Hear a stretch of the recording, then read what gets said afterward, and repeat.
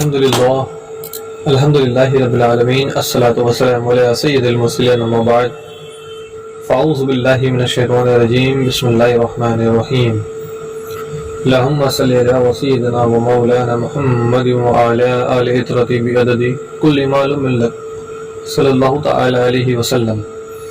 السلام علیکم ورحمۃ اللہ وبرکاتہ۔ معزز سامعین، میں شیخ محمد عمران فضل رحمانی آپ سب کے سامنے دوبارہ حاضر ایک نئے موضوع کے ساتھ۔ چھپے مولائی، چھپے شیعہ اپنے آپ کو جو حقیقت میں مولائی بتاتے ہیں، حقیقت میں وہ شیعہ ہے۔ آج میں انشاءاللہ آپ کو اس کی جو آڈیو سناؤں گا، 1 منٹ 27 سیکنڈ کی وہ آڈیو ہے، وہ ہم نے چینل پر ڈالی ہے آل انڈیا مولائی مشن والے پہ۔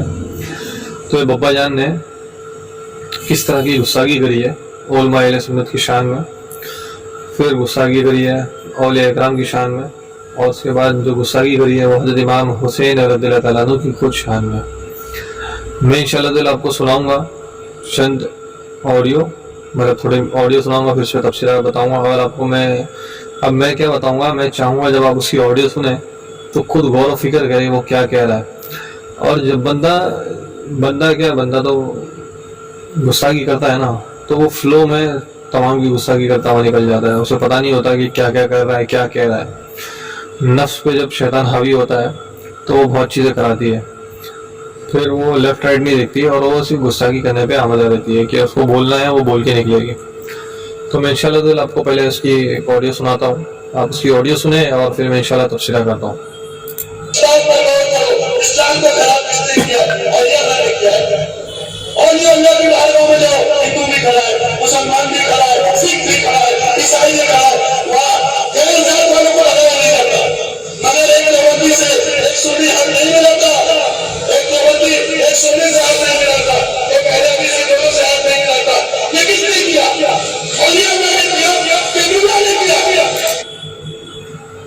تو آپ نے سنا ہے کہ اس نے کیا کہا کہ ملاؤں نے، یعنی علماء اہل سنت کی بات کر رہے ہیں کہ ملاؤں نے فرقے بنائے اور فرقے بنا کر کے اسلام کو پاش کیا، الگ الگ کر دیا، جبکہ اولیاء اکرام بزرگان دین نے کی بارگاہ میں ہندو بھی آتا ہے، سکھ بھی آتا ہے، عیسائی بھی آتا ہے، اور بھی غیر مذہب کے لوگ آتے ہیں مسلمان کے ساتھ ساتھ۔ تو اولیاء اکرام نے جوڑنے کا کام کیا اور ملاؤں نے کافر بنانے کا کام کیا، یعنی فتویٰ دے کر کے کافر بنایا۔ کس کو؟ دیوبندی کو، وہابی کو، اہل حدیث اور بھی جو 72 فرقے ہیں ان کو۔ لیکن اس جاہل کو یہ عقل نہیں ہے، نہ اتنی سمجھ ہے کہ حدیث شریف میں پہلے ہی آ چکا ہے، جہاں پہ میرے آقا دو عالم نور مجسم صلی اللہ علیہ وسلم کا فرمان علی شان ہے کہ آپ کی امت میں جو ہے 73 فرقے بنیں گے، ایک فرقہ جو ہوگا وہ جنتی ہوگا، 72 فرقے جہنمی ہوں گے۔ ہوتا ہے نا، میں نے پہلے ہی بتایا تھا کہ یہ جو بابا جان ہے شیعہ، اس کو علم نہیں ہے، عقل تو دور کی بات ہے، علم ہی نہیں ہے، کسی بھی چیز کی سمجھ نہیں ہے، اس کو بس صرف بولنا ہے اور سنی عوام کو گمراہ کرنا ہے۔ پھر یہ حدیث ہے کہ 72 فرقے بنیں گے، اب کوئی جان بوجھ کے نہیں بنائے گا۔ 72 فرقے بنے کیسے؟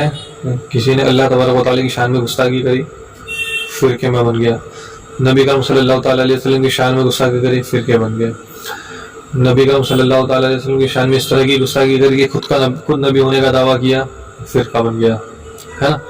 تو بقول اس شخص کے کہ اہل حدیث ہو یا وہابی ہو، دیوبندی ہو، شیعہ ہو، رافضی ہو، یہاں تک کہ کوئی اگر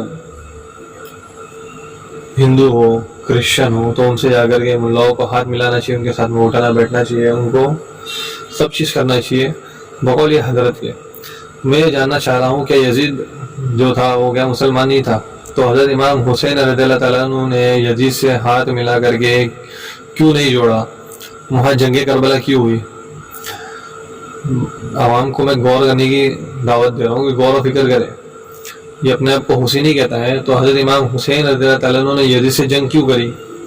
مسلمان تھا، ہاتھ ملا لیتے، ہے نا۔ آج ہم سے کہہ رہا ہے کہ اہل حدیث سے ہاتھ ملا لو، کس طرح ہاتھ ملائے جب ان کا عقیدہ یہی ہے کہ نبی کرم صلی اللہ علیہ وسلم جو ہے مر کر مٹی میں مل گیا، معاذ اللہ ثم معاذ اللہ، نعوذ باللہ من ذالک۔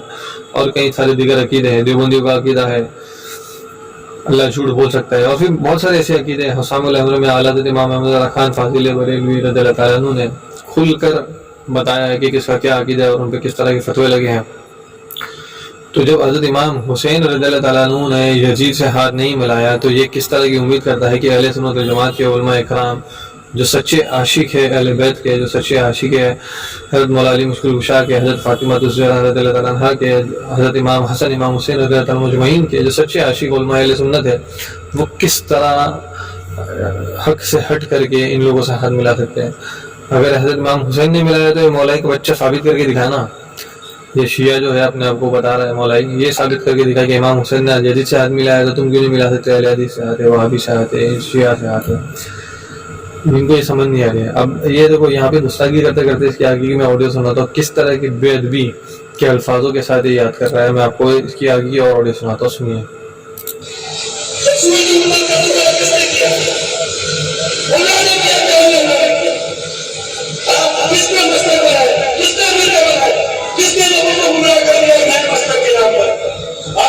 ہماری مرضی، اگر کوئی قادری ہے اس کو کوئی زبردستی چشتی نہیں بنا سکتا، کوئی چشتی ہے اس کو کوئی شہر والی نہیں بنا سکتا. جس کی عقیدت، جس کی محبت، وہ اس کی سلسلے میں پیار کرے گا. اگر ہم حسینی ہے تو حسین سے پیار کریں، ہم مولوی ہے تو مولوی سے پیار کریں. تو چھوٹی قادری یزید کے باپ کو ماننا اسلام ہے. سامعین آپ نے یہاں تک سنا، پھر آگے اس نے گستاخی کری حضرت امیر معاویہ رضی اللہ تعالیٰ عنہ کے شان میں کہ یزید کے باپ کو ماننا اسلام ہے. ابھی آگے سنیے گا جو الفاظ کا یہ استعمال کر رہا ہے کتنا رفلی یوز کر رہا ہے، اور نہ ہی آگے اور پیچھے کوئی ادب کے الفاظ نہیں ہے. آپ یہ غور کیجیے. اور ابھی تک جو میں نے آڈیو سنائی اس کا تبصرہ میں پہلے ہی کر چکا ہوں کہ یہ اہل سنت والجماعت پر کس طرح الزام لگا ہے کہ وہابی دیوبندی سے ہاتھ ملا لے، کیونکہ اولیاء کرام کی بارگاہ میں بزرگان اور دوسرے فرقے آتے ہیں. بس دوسرے فرقے آنا اور ہاتھ ملانا یہ دونوں باتیں الگ ہوتی ہیں، لیکن گھن چکر کو نہیں سمجھ میں آئے گا، بہت دور ہے بھی ان سب چیزوں سے. اگر کوئی کافر بھی مسجد کے سامنے دروازے پر آ کر کھڑے ہوتا ہے اپنے بچوں کو لے کر کے دم کرانے کے لیے، تو کوئی مسلمان اندر سے نکل کے یہ نہیں بولتا کہ بھائی تو ہندو، ہم تم بچے پہ دم نہیں کریں گے. جو بھی بندہ نماز پڑھ کر آتا ہے، جو اس کی عقیدت ہوتی ہے، درود شریف پڑھتا ہے، سورہ فاتحہ پڑھتا ہے، جو بھی پڑھتا ہے بچوں پہ دم کرتا ہے. میں نے خود اپنی آنکھوں سے دیکھا ہمارے ایریے کے مولانا صاحب جب باہر نکلتے ہیں کوئی عورت بچے کو لے کر کھڑی رہتی ہے تو دم کرانے کے لیے کھڑی رہتی ہے کہ بچوں کو نظر لگ گئی ہوگی شاید. اور وہ مسلمان کے بچے نہیں ہوتے، میں نے ہندوؤں کے عورتوں کو دیکھا کھڑے ہوئے، لیکن ہماری کسی علماء نے منع نہیں کرا دم کو. تو علماء کرام کی بارگاہ میں آج بھی کوئی آئے گا تو وہ منع نہیں کریں گے، لیکن تم ہاتھ ملانے کی بات کرو گے تو پھر جواب دینا پڑے گا کہ امام حسین رضی اللہ تعالیٰ عنہ نے یزید سے ہاتھ کیوں نہیں ملایا. بات اگر ہاتھ ملانے کی ہے کہ عربی میں آگے آپ کو اس کی اور آڈیو سناتا ہوں. گستاخ کی آڈیو سنے شیعہ کی چلے.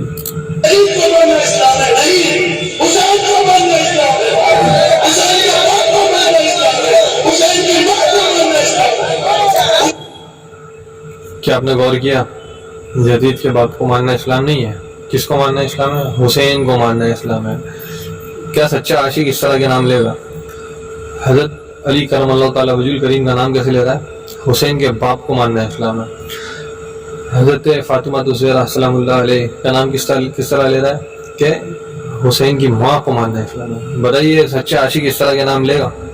زبان لڑکھڑائے گی. اگر جو سچا عاشق ہوگا نا زبان لڑکھڑائے گی کہ میں نام لوں، کتنے ادب سے نام لوں، کس طرح سے نام لوں، سانس لینے اور چھوڑنے تک نام کس طرح لوں. ادب کا دائرہ نا بہت وسیع اور بہت نازک ہے. سمجھ رہے؟ ادب کا جو دائرہ ہے بہت نازک ہے. پتہ بھی نہیں چلے گا کہ گستاخی کر دیا. اور اہل بیت اطہر کی گستاخی کرنا بقول خود شیعوں کے ایمان سے نکل جائیں گے. ابھی ہم اہل سنت والجماعت کا عقیدہ بتانے جاؤں گا تو پھر وہ تو واضح ہے کہ اہل بیت اطہر کی گستاخی کرنے پر کیا سزا ہے. لیکن آپ سن رہے نا یہ ببا کی، ابھی آگے اور سنیے تو.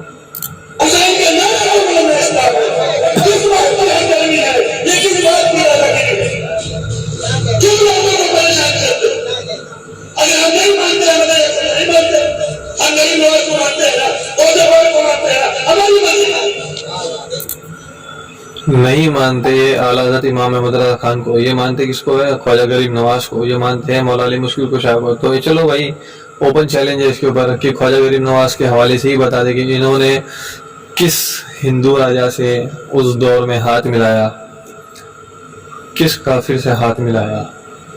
مولا علی مشکل کشا رضی اللہ تعالیٰ عنہ سے ثابت کر دے کس خارجی سے ہاتھ ملایا، کس کافر سے ہاتھ ملایا. یہ ثابت کر سکتا ہے کیا؟ نہیں کر سکتا لیکن گستاخی کر سکتا ہے. بے ادب بد نصیب، با ادب با نصیب. تمام سامعین سے گزارش ہے اس ویڈیو کو، آڈیو کو زیادہ سے زیادہ شیئر کیجیے گا، اور ان شیعوں کی پول کھولتے رہیں گے ہم انشاءاللہ. لوگوں کو بتائیے گا ایسے لوگوں سے بچیں، ایسے لوگوں کے محفل میں جانے سے بچیں. اللہ تبارک و تعالی ہم سب کا ایمان کی حفاظت فرمائے. آمین آمین ثم آمین. اللہم آمین وما علینا الا البلاغ المبین. السلام علیکم ورحمۃ اللہ وبرکاتہ.